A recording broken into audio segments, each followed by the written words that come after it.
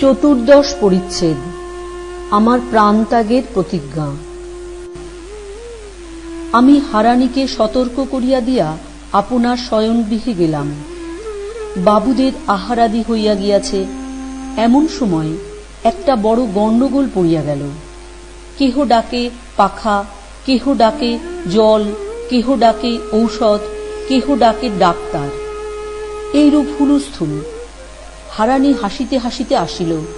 আমি জিজ্ঞাসা করিলাম, এত গণ্ডগোল কিসের? হারানী বলিল, সেই বাবুটি মূর্ছা গিয়াছিলেন, তারপর এখন সামলেছেন, তারপর এখন বড় অবসন্ন, বাসায় যাইতে পারিলেন না। এখানেই বড় বৈঠকখানার পাশের ঘরে শুইলেন। বুঝিলাম এ কৌশল। বলিলাম, আলো সব নিবিলে সবাই শুইলে আসিবে। হারানী বলিল, অসুখ যে গা। আমি বলিলাম, অসুখ না তোর মুন্ডু, আর 500 খানা বিবির মুন্ডু, যদি দিন পাই। হারানী হাসিতে হাসিতে গেল। পরে আলো সব নিবিলে সবাই শুইলে হারানী আমাকে সঙ্গে করিয়া লইয়া ঘর দেখাইয়া দিয়া আসিল। আমি ঘরের ভিতর প্রবেশ করিলাম। দেখিলাম তিনি একাই শয়ন করিয়া আছেন। অবসন্ন কিছুই না। ঘরে 2টা বড় বড় আলো জ্বলিতেছে। তিনি নিজের রূপরাশিতে সমস্ত আলো করিয়া আছেন। আমিও শরবিদ্ধ, আনন্দে শরীর আপ্লুত হইল। যৌবন প্রাপ্তির পর আমার এই প্রথম স্বামী সম্ভাষণ। এ যে কি সুখ, তাহা কেমন করিয়া বলিব। আমি অত্যন্ত মুখরা, কিন্তু যখন প্রথম তাহার সঙ্গে কথা কহিতে গেলাম, কিছুতেই কথা ফুটিল না।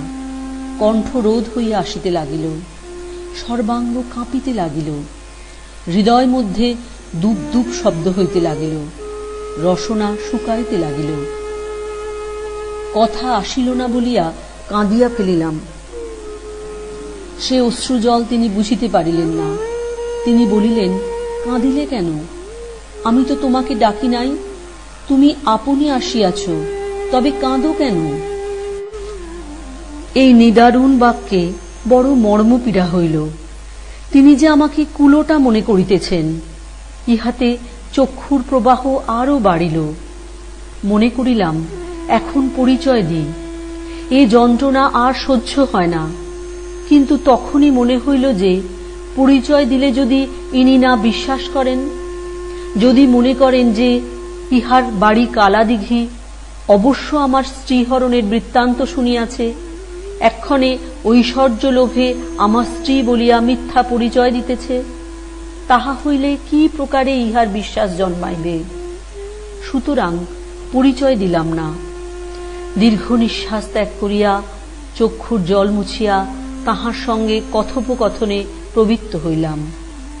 অন্যান্য কথার পরে তিনি বলিলেন, কালাদিঘি তোমার বাড়ি শুনিয়া আমি আশ্চর্য হইয়াছি। কালাদিঘিতে যে এমন সুন্দরী জন্মিয়াছে, তাহা আমি স্বপ্নেও জানিতাম না। তাঁর চক্ষের প্রতি আমি লক্ষ্য করিতেছিলাম। তিনি বড় বিস্ময়ের সহিত আমাকে দেখিতেছিলেন। তাঁর কথার উত্তরে আমি বোকা সাজিয়া বলিলাম, আমি সুন্দরী না বান্দরী? আমাদের দেশের মধ্যে আপনার স্ত্রীরই সৌন্দর্যের গৌরব। এই ছলক্রমে তাহার স্ত্রীর কথা পারিলাম। জিজ্ঞাসা করিলাম, তাহার কি কোনো সন্ধান পাওয়া গিয়াছে? না।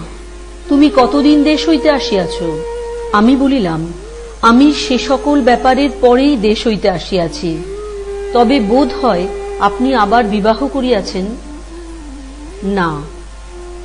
বড় বড় কথায় উত্তর দিবার তাহার অবসর দেখিলাম না। আমি উপযাচিকা, অভিসারিকা হইয়া আসিয়াছি। আমাকে আদর করিবারও তাঁর অবসর নাই। তিনি সবিস্ময়ে আমার প্রতি চাহিয়া রহিলেন। একবার বলিলেন, এমন রূপ তো মানুষের দেখি নাই।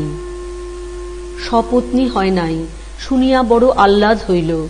বলিলাম, আপনারা যেমন বড়লোক, এটি তেমনি বিবেচনার কাজ হইয়াছে।